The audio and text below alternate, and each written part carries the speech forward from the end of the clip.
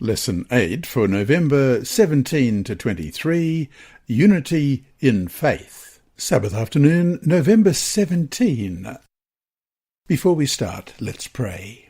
Our Heavenly Father, we as a church come to you on Sabbaths, but today here as we open your word, we pray that each of us as members of your church, as seekers, as those who are looking to see what the Bible says, we pray that your Holy Spirit will guide our thinking and our thoughts, guide our direction as we study your word this week. We pray in Jesus' dear name.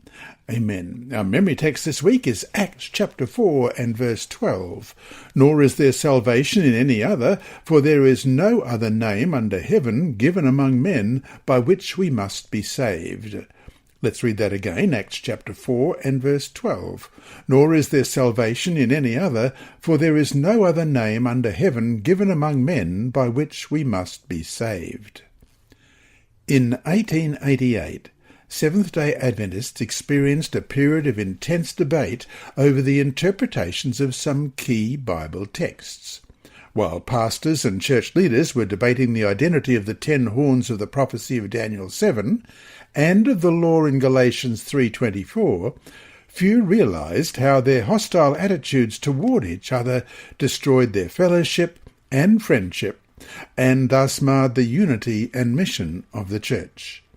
Ellen G. White deeply deplored this state of affairs and encouraged all those involved in these discussions to think carefully about their relationship with Jesus and how love for Jesus ought to be demonstrated in our conduct, especially when we disagree. She also said that we should not expect everyone in the church to agree on every point of interpretation on all Bible texts. But she also emphasized that we should seek unity of understanding when it comes to essential Adventist beliefs. And if you've got the time, you can read Ellen White's book, Counsels to Writers and Editors, pages 28 to 32, as suggested here in the pamphlet. This week, we look at some essential biblical teachings that make us Adventists and that shape our unity in faith.